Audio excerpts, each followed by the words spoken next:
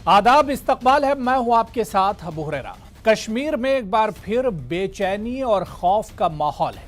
एक दिन में महज 1 घंटे में एक के बाद एक 3 दहशतगर्दाना हमले हुए। मिलिटेंटों ने मशहूर ताजिर माखनलाल बिंद्रू समेत वादी के मुख्तलिफ मकामात पर 3 आम शहरियों को मौत के घाट उतार दिया। मिलिटेंट हमले में हलाकत की हर गोशे से मजम्मत की जा रही है। असली समाजी धारे के सियासी लीडरों और तमाम पार्टियों के नुमाइंदों ने बिंद्रू के अफराद खानदान से मुलाकात कर उनसे इजहार यगानगत किया। सभी ने हमले की सख्त अल्फाज में मजम्मत की है। डॉक्टर फारूक अब्दुल्ला से लेकर जितने भी सियासी लीडरान हैं, अल्ताफ बुखारी ने कहा कि वो शर्मिंदा हैं और उन्हें बहुत दुख पहुंचा है। PDP general secretary Ghulam Nabi loan हांजुरा ने शमशान घाट वो पहुंचे और अपने कर्ब और दुख का उन्होंने इजहार किया। लेकिन सवाल ये उठता है कि मजम्मत इस तरह के वाकयात की हर तरफ से हो रही है, लेकिन आज कश्मीर में कोई एजुटेशन या एहतजाज आखिर इस वाकये के लिए क्यों नहीं है? वादी में इंसानियत का खुलेआम कत्ल हो रहा है। पिछले कई दिनों से हर रोज टारगेट किलिंग कहिए या मिलिटेंट हमला कहिए, कई लोग अपनी जान गंवा चुके हैं। आखिर सवाल ये उठता है कि कश्मीर में कोई हंगामा, चीखो पुकार इन मौतों पर क्यों नहीं है? इस कत्लेआम पर कोई एहतजाज क्यों नहीं है? लाल चौक पर आज लोग आखिर क्यों नहीं निकले एहतजाज करने के लिए इस कत्लेआम के खिलाफ? आज इसी पर हम बातचीत करेंगे, इसी को हम समझने की कोशिश करेंगे। बहुत खास मेहमान मेरे साथ जुड़े हुए हैं। बहुत जल्दी अपने मेहमानों का आपसे तारुफ करा देता हूं। मेरे साथ डॉक्टर ताहिर चौधरी साहब स्पोक्स पर्सन है, जम्मू कश्मीर यूटी के बीजेपी के स्पोक्स पर्सन है, वो सब मेरे साथ जुड़े हुए हैं। डॉक्टर रविंदर शर्मा जी जो कि चीफ स्पोक्स पर्सन है कांग्रेस जम्मू कश्मीर के, वो भी मेरे साथ इस वक्त डिबेट में हैं। और आर.के. भट्ट साहब सदर हैं यूथ ऑल इंडिया कश्मीरी समाज से। इनके अलावा इमरान नबी डार साहब स्पोक्स पर्सन है नेशनल कॉन्फ्रेंस के, वो भी डिबेट का हिस्सा हैं। सभी मेहमानों का बहुत इस्तकबाल है न्यूज़ 18 उर्दू में। मैं सबसे पहले इमरान नबी डार जी आपसे ही शुरुआत करना चाहूंगा। इमरान नबी डार जी, लग रहा था कि कश्मीर में हालात अब पटरी पर लौट रहे हैं, लेकिन कश्मीरियत की बात करने वाले आज हम देख रहे हैं कि सिर्फ मजम्मत की जा रही है। कोई दिन, पिछले कई दिनों से हम देख रहे हैं कि कोई, इमरान साहब, ऐसा दिन नहीं गुजर रहा है जिस दिन टारगेट किलिंग कहिए, सॉफ्ट किलिंग कहिए या फिर कत्लेआम कहिए कि आम लोगों को ना मारा जा रहा हो। कोई आवाज लेकिन नहीं उठ रही है, सिर्फ कंडेम किया जा रहा है, मजम्मत की जा रही है। जिस तरह से इसके खिलाफ आवाज उठनी चाहिए थी वो आवाज नहीं उठ रही है। इमरान नबी डार साहब, देखिए, सबसे पहले तो आपको ये मतलब आपने स्टार्ट में बोला कि हालात ठीक हो रहे थे। हमको तो नहीं लग रहा है पिछले 2 सालों में हालात कहीं ठीक हो रहे हैं। हर दिन बोला जा रहा है कि इतने मिलिटेंट्स है और हर दिन एनकाउंटर्स हो रहे हैं। और आप खुद बोल रहे हैं कि पिछले आज कल तो 3 जो है टारगेटेड किलिंग्स हुई, जिसमें मैं बिंद्रू साहब जो कि बहुत ही फेमस और जिनको मैं खुद बचपन से जानता हूं, एक नॉन लोकल वेंडर, दूसरे मोहम्मद शफी लोन नईद खा बांडीपुरा में, एक ही विद इन 2 आवर्स में ये 3 सिविलियन इनोसेंट लोगों को मारा गया। मैं अपने और अपनी पार्टी की तरफ से उनकी फैमिलीज को कंडोलेंस ऑफर करता हूँ। रीच आउट की आज बिंद्रू साहब की, जैसा आपने बोला। देखिए, मसला ये है कि गवर्नमेंट ऑफ इंडिया का एक नैरेटिव चल रहा है कंटिन्यूअसली कि हालात ठीक हो रहे हैं, हालातों में बेहतरी आ रही है, मगर ऑन ग्राउंड आप देखिए कि आज कोई, किसी को ये नहीं लग रहा। आप बोल रहे हैं सड़कों पे निकल रहे, आज इंसान को डर लगा है कि कैसे सड़क पे निकले। ये जो किलिंग हुई है खासकर बिंद्रू साहब की, आपको ये भी पता होगा कि ये वहां से few blocks away CRPF camp है, उसके बाद एसपी का दफ्तर है वहीं पर, और जो वो स्ट्रेच है जहां पर बिंद्रू मेडिकेट सिचुएटेड है, वहां पे 24/7 जो है गश्ती पार्टी, पुलिस के एहलकार, सीआरपीएफ के एहलकार हो रहे हैं। तो ये शॉक इतना बड़ा, मतलब ऐसा incident right in the middle of the city, और मतलब अभी तक ये समझ नहीं आ रहा है, इतनी पुलिस फोर्स, इतने तकरीबन लाखों में यहाँ पे पुलिस है, और ये आइडेंटिफाई नहीं हो रहा है। अभी तक इन्होंने ये नहीं देखा होगा कि जो है जो कैमरास लगे हुए हैं चाहे कैमराज एक्सेस हुए, कोई ऐसा इंफॉर्मेशन नहीं आ रहा है। सो मतलब ये टोटल कोलैप्स हो गया सिक्योरिटी सिस्टम का। और मुझे लगता है सबसे पहला सवाल जो हमको पूछना चाहिए था कि अकाउंटेबिलिटी कहां पर है। 5 सिविलियन किलिंग्स हुई इन 2 दिनों में, जिसमें से 3 कश्मीरी मुसलमान। बिल्कुल इमरान नबी डार जी, आपका सवाल बिल्कुल सही है। अकाउंटेबिलिटी कहां है, जवाबदेही किसकी होगी, सवाल किससे किया जाए, बिल्कुल सही है। लेकिन मेरा सवाल यह है कि जिन बिंद्रू साहब की हम बात कर रहे हैं, माखनलाल बिंद्रू साहब की, वो इतने बुरे हालात में, इतना बुरा दौर गुजरा और कश्मीर छोड़कर नहीं गए। कश्मीरियत की वजह से वो कश्मीर छोड़कर नहीं गए, लेकिन आज वो कश्मीरियत और वो इंसानियत कहां है, कश्मीर के वो लोग कहां हैं कि आज जब बिंद्रू साहब का खुलेआम कत्ल हो जाता है तो वो लोग कहां हैं। आप सिर्फ टीवी डिबेट में बैठकर मजम्मत करेंगे, कंडेम करेंगे, आप सिर्फ ट्वीट करके मजम्मत करेंगे। आप ऐसे कैसा बोल सकते हैं? हमारी पूरी लीडरशिप उनके घर में गई। हम हमारे लीडर्स के जो है बिंद्रू साहब के घर में सुबह डॉक्टर फारूक साहब गए उनके घर में ताजियत करने। क्या दिल्ली से कोई बीजेपी का बड़ा लीडर आया यहाँ पर? क्या दिल्ली से कोई बीजेपी का कोई लीडर, अगर वो टीवी डिबेट्स में आ रहे हैं और चिल्ला चिल्ला के बोल रहे हैं कि ये कश्मीरियत का कत्ल है, बट क्या किसी आपने बीजेपी के लीडर को देखा दिल्ली से वो यहाँ पे आया? वो क्यों नहीं आया? आज आप उनको ये सवाल क्यों नहीं पूछ रहे? चलिए नहीं, ठीक है, ये सवाल बीजेपी से भी होगा इमरान नबी डार साहब, ये सवाल बीजेपी से भी होगा। मैं डॉक्टर रविंदर शर्मा जी आपके पास आना चाहूंगा। रविंदर शर्मा साहब, मैं एक आम इंसान की बात कर रहा हूं कश्मीर में, और चाहे उसमें बिंद्रू साहब की बात की जाए या जो बांडीपुरा में कत्लेआम हुआ या जो दूसरा तीसरा वाकया जो श्रीनगर के अंदर हुआ, सवाल यह उठ रहा है कि आम लोग कश्मीर में आज महफूज नहीं हैं। तो कश्मीर के लोग क्या कर रहे हैं? जो लोग कश्मीरियत की बात करते हैं, जो लोग इंसानियत की बात करते हैं, आज वो क्यों निकल कर बाहर नहीं आए? सिर्फ कंडम और मजम्मत से क्या काम चलेगा?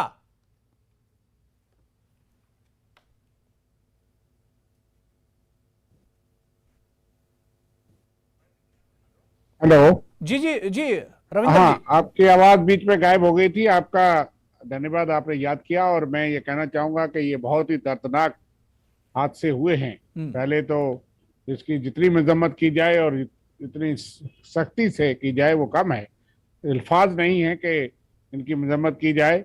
वो लोग जो मिलिटेंसी में वहाँ रहे, और खास करके मक्खनलाल बिंद्रू जी जो कश्मीरी पंडित समुदाय से, माइनॉरिटी से हैं, कि वो सारी आतंकवाद पिछले 30 साल से जम्मू कश्मीर आतंकवाद से जूझता रहा और कभी चरम सीमा पे भी था, और उसके बाद ग्राफ डाउन हुआ, लेकिन उस दौर में भी वो आप वहाँ रहे और जिंदा रहे।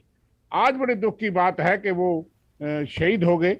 और इसी तरह से लाल चौक में एक आदमी गोलगप्पे बेचने आया था बिहार से अपनी रोजी रोटी के लिए, वो टारगेटेड किलिंग हुई। तीसरी भी किलिंग हुई। ये 3 ही किलिंग नहीं हुई, पिछले हम 1.5 साल से ये देख रहे हैं कि targeted selected killing, selective killing जो है कश्मीर वादी के अंदर और कुछ और जगह भी की गई हैं। और दूसरी तरफ सरकार के वो दावे जो कि मीडिया के माध्यम से और कहा जाता है कि हालात बड़े सामान्य हो रहे हैं, काबू हो रहे हैं, यूटी बनने के बाद वहां पूरा कंट्रोल है। नहीं, आज रविंदर शर्मा जी बिल्कुल ये सही है। और ये इल्जाम सरकार पर और इंतजामिया एडमिनिस्ट्रेशन पर होना चाहिए कि आखिर खुलेआम इस तरह का कत्लेआम कैसे हो रहा है, और श्रीनगर इकबाल पार्क जैसे सेंसिटिव इलाके में जहां जो हाई सिक्योरिटी जोन है वहां पर इस तरह के वाकये कैसे हो रहे हैं। लेकिन मेरा सवाल यह है कि इससे पहले भी इस तरह के वाकये होते थे। लाल चौक पर एक हंगामा रहता था, एजिटेशन और प्रोटेस्ट होते थे। आज जब एक कश्मीरी पंडित का इस तरह से कत्लेआम हुआ तो आज वो एजिटेशन क्यों नहीं है? आज लोग एहतिजाज क्यों नहीं कर रहे हैं? आज लोग चीखो पुकार आखिर क्यों नहीं कर रहे हैं? घरों से बाहर क्यों नहीं निकले लोग आज? मैं आपके सवाल पे आ रहा हूं, लेकिन ये जवाब भारतीय जनता पार्टी और रूलिंग पार्टी और केंद्र की सरकार को देना है कि आप एक तरफ से ये कहते हैं कि लोग खुश हैं, और आप तो गलियों में घूम के अजीत डोभाल साहब बताते थे कि लोग बड़े खुशी मना रहे हैं। 370 के बाद भी, 35 के बाद भी ऑल आउट ऑपरेशन हुआ, हम तो आतंकवाद का खात्मा कर रहे हैं। और हमें भी इसी चीज का गम भी, गुस्सा भी है और चिंता भी है कि जो हालात बदतर हो गए पिछले 1.5-2 साल में। जो हालात पहले थे, पहले भी काबू नहीं थे। जब से पीडीपी बीजेपी सरकार बनी है और उसके बाद आपने देखे, लेकिन 2 साल में तो इनका दावा था कि अब यूटी है, अब सीधा होम मिनिस्ट्री और अमित शाह के बटन जो है उसके ऊपर कंट्रोल है। और उसके बाद ये हालात हम देख रहे हैं, खास करके वो समुदाय जो वहां पे थे, जो चुनाव लड़े, कश्मीरी पंडित, जिनके लिए बहुत सहानुभूति भाजपा ने बार बार दिखाई, सबको होनी चाहिए, उनका वो घर है। लेकिन आतंकवाद के खिलाफ आप ये उम्मीद करें कि लोग खड़े हो जाएं। ठीक है, मैं आर.के. भट्ट जी आपके पास आऊंगा, उसके बाद आखिर में डॉक्टर ताहिर चौधरी जी आपके पास, सबका रिएक्शन मुझे आपसे लेना है। मैं आर.के. भट्ट साहब, बहुत दर्दनाक वाकया है जो कुछ हुआ, जिस तरह से जो कत्लेआम हुआ, और सिर्फ कल के ही वाकये नहीं, इससे पहले पिछले कई दिनों में आप देख लीजिए, पिछले 1 महीने में उठाकर देखिए तो सतपाल निश्चल जी को जिस तरह से सॉफ्ट टारगेट बनाया गया, तो इस तरह के वाकये बार बार हो रहे हैं। क्या वाकई में अभी भी कश्मीर पूरी तरह से महफूज नहीं है आम लोगों के लिए? देखिए, पहले मैं अपने सब साथियों से, जो भी पॉलिटिकल साथी इस टाइम इस डिबेट में है, इनसे मैं पहले एक अनुरोध करूंगा कि कम से कम आज के दिन आप सियासत न करिए। ये जो कल वहां पे वारदात कश्मीर वैली के हुई, ये कश्मीरियत के ऊपर कत्ल हुआ, ये सेकुलरिज्म के ऊपर कत्ल हुआ, ये कोएग्जिस्टेंस बहाल करने वालों के ऊपर छुरा भोगा गया। आज कम से कम हम सियासत करना छोड़ दे। हमें अक्सर ये ब्लेम दिया जाता था कश्मीरी पंडित कम्युनिटी को, खासकर पॉलिटिकल वर्कर्स की तरफ से, कि आप क्यों निकले कश्मीर वैली के अंदर, आपको जगमोहन ने यहां से निकाला। आज मैं उन लोगों के ऊपर यह सवालिया निशान खड़ा करता हूं कि यह इंसान तो वही बैठा था, आपके साथ कंधे से कंधा मिला के आपकी सेवा में लगा रहा था, किसने इनका कत्ल किया। और इसके साथ साथ जितनी भी पॉलिटिकल पार्टीज है, मैं सवेरे से देख रहा था, जम्मू में आपने देखा कितने प्रदर्शन आज हो रहे सवेरे से। क्या कश्मीर वैली के अंदर एक प्रदर्शन नहीं हो सकता था इन पॉलिटिकल पार्टीज के द्वारा, आम लोगों के द्वारा, जो सिंपैथी कर रहे हैं, जो एक अपना ट्वीट करके इस बात को यही खत्म करते हैं। आज महबूबा मुफ्ती जी से हम ये सवाल कर सकते हैं कि आज आप कहां सोए थे, आज आपके वर्कर्स ने आके क्यों नहीं कहा कि मैडम को अपने घर से बाहर आने दे दीजिए, उन्होंने कंडेम करना इस किलिंग को। मैं ये कहना चाहता हूं कि ये केवल कश्मीरी मेजॉरिटी कम्युनिटी को, कश्मीरियों को, जिसका हिस्सा मैं भी हूं, ये दोबारा से हमारे सिर के ऊपर कलंक बन गया। हम 30 साल से इस बात का जवाब नहीं दे पाते थे आम लोगों को वर्ल्ड में कि कश्मीर में माइनॉरिटी कम्युनिटी क्यों निकाली गई। आज दोबारा 32 साल के बाद, जिसको हम सब लोग मिलजुल के मरहम लगा रहे थे, जिसमें सिविल सोसाइटी कश्मीर के लोगों ने कंट्रीब्यूट किया, आज दोबारा हम शर्मसार हो रहे हैं। इसकी जिम्मेदारी कौन लेगी? कौन सा रेजोल्यूशन पास हुआ सवेरे से लेके अभी तक पॉलिटिकल पार्टीज की तरफ से कि इसको हम कंडेम करने के साथ साथ क्या आप उनको एक्सपोज करेंगे? आप भी समझते हैं कि पाकिस्तान ने कश्मीर को बर्बाद किया, आप भी समझते हैं कि पाकिस्तान स्पॉन्सर टेररिज्म की वजह से हमने लाखों के लोग, जवान कश्मीरी गवा दिए, और किन लोगों की वजह से? सियासतदानों की वजह से, पॉलिटिकल पार्टीज की वजह से। क्या आज भी आप शर्मसार नहीं हो रहे हैं? क्या आज भी आपको अक्ल नहीं लग रही है कि हमें आगे की सोचनी चाहिए?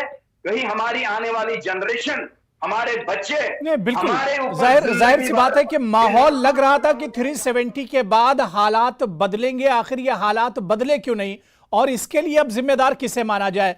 मैं डॉक्टर ताहिर चौधरी साहब आपके पास आना चाहूंगा, बहुत देर से आप वेट कर रहे हैं। ताहिर चौधरी जी, अब जिस तरह के कश्मीर के हालात हैं, पिछले कई दिनों का रिकॉर्ड आप उठाकर देख लीजिए, कोई ऐसा दिन नहीं होगा जिस दिन सॉफ्ट किलिंग, टारगेट किलिंग या मिलिटेंट हमला, आप इसे जो कुछ चाहें इसे कह लें, इस पर आखिर लगाम क्यों नहीं लग रही है? सिक्योरिटी फोर्सेस आपकी कहां है? सरकार या एडमिनिस्ट्रेशन आपका कहां है?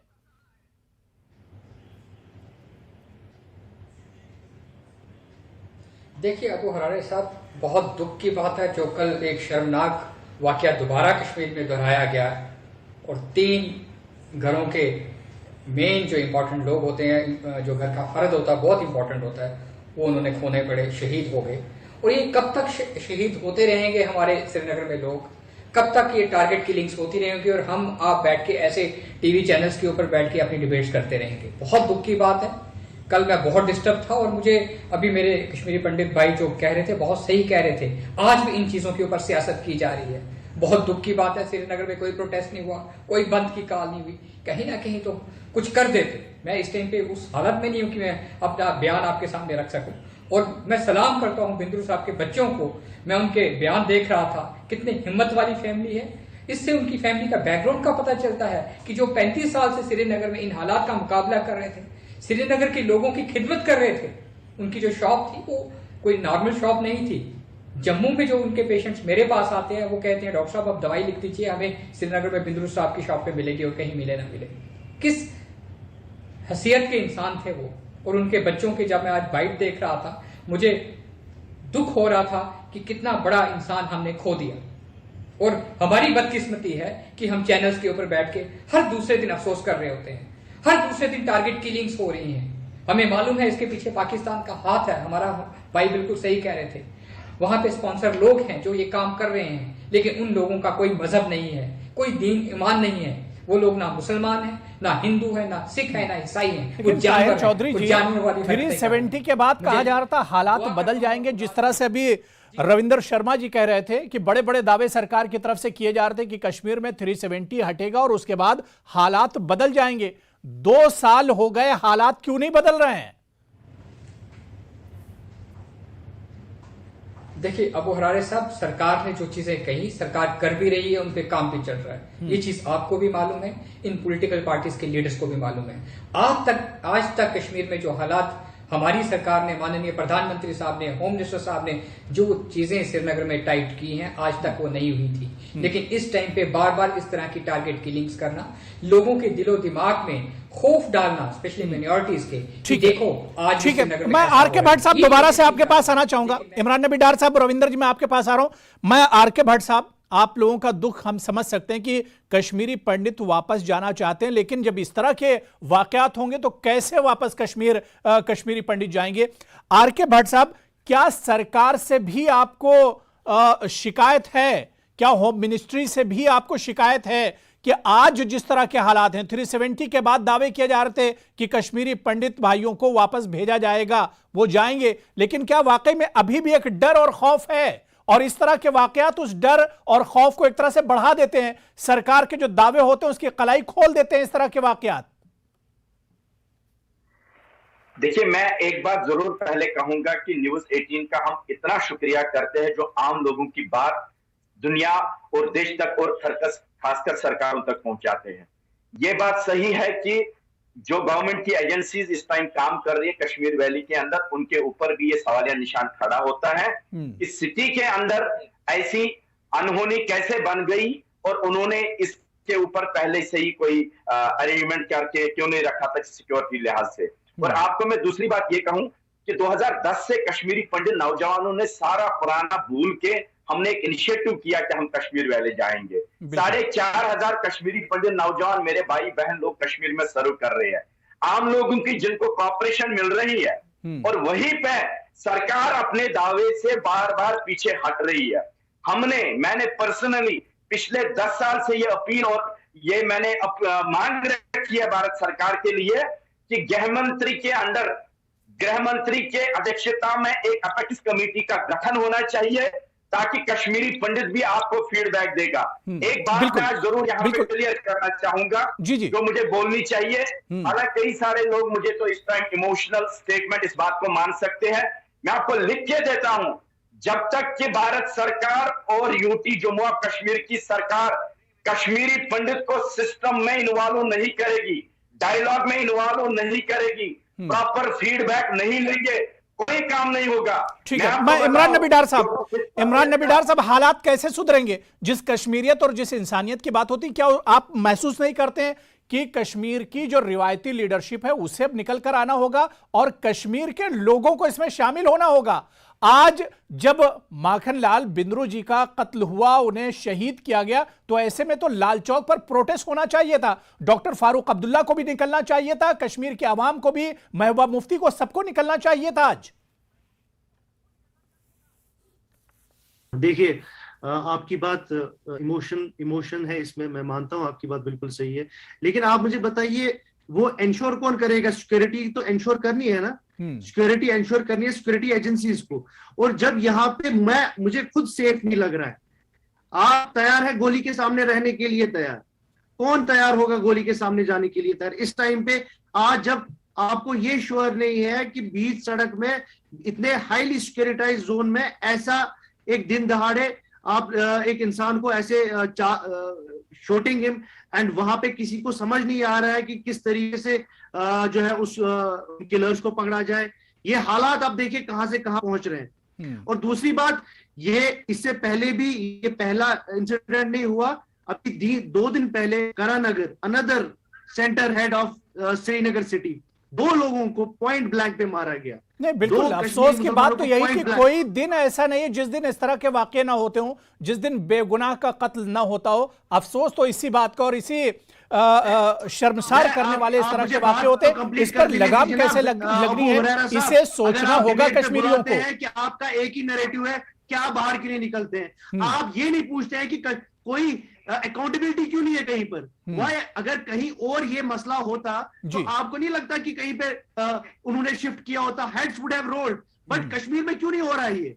सही, आप क्यों नहीं पूछ रहे एडमिनिस्ट्रेशन ठीक है। को? मैं रविंदर शर्मा जी, डॉक्टर रविंदर शर्मा जी, आज किसानों के दुख दर्द में कांग्रेस खड़ी हुई नजर आ रही है। प्रियंका गांधी, राहुल गांधी लखीमपुर पहुंचे, जो लोग मारे गए हैं लखीमपुर में, क्या कश्मीर में जिस तरह की किलिंग हो रही है, ऐसे में राहुल गांधी, प्रियंका गांधी या कश्मीर के जो कांग्रेसी अरकान है उन्हें निकल कर नहीं आना चाहिए इसके लिए? क्यों नहीं, बिल्कुल हम उनके साथ हमें सहानुभूति है, इंसानियत का तकाजा है। ये नहीं कि कोई आदमी उसी कम्युनिटी से उसी को दर्द है, लेकिन बात यह है कि हम तो अजय पंता जी की डेथ हुई, राकेश पंता जी की डेथ हुई, अजय भारती जी की डेथ हुई, वो तो हमारी पार्टी के साथ ही संबंधित लोग थे, सरपंच थे, और भी लोग जो शहीद हुए हैं। हमेशा कांग्रेस पार्टी ने उनके साथ सहानुभूति और मजम्मत की है। लेकिन जो लोग सत्ता में हैं, सबसे बड़ी राजनीति अगर कश्मीरी पंडित समुदाय पे की है इस देश के और जम्मू कश्मीर के अंदर, तो भारतीय जनता पार्टी ने की है। आज अगर उनको ये धोखा लग रहा है कि वो कश्मीर के देखिए, बड़ी अच्छी बातचीत चल रही थी। अब कश्मीर को किस तरह से पटरी पर लाया जाए, और जो डर खौफ कहा जा रहा था कि 370 के बाद खत्म होगा, वो अभी भी एक तरह से लोगों में बाकी है। अब सरकार को, इंतजामिया को, और यहां तक कश्मीर की जो रिवायती पार्टियां हैं, कश्मीर के जो लोग हैं, उन्हें एक तरह से इसमें शामिल होना होगा, इसके खिलाफ निकलकर आवाज उठानी होगी, तभी इस पर काबू पाया जा सकता है। बहुत अच्छी बातचीत चल रही थी कश्मीर के हालात पर, लेकिन वक्त की कमी है मेरे पास। बहुत बहुत शुक्रिया डॉक्टर रविंदर शर्मा जी, इमरान नबी डार साहब, डॉक्टर ताहिर चौधरी जी और आर के भट्ट साहब, सभी का बहुत बहुत शुक्रिया डिबेट में जुड़ने के लिए। आदाब।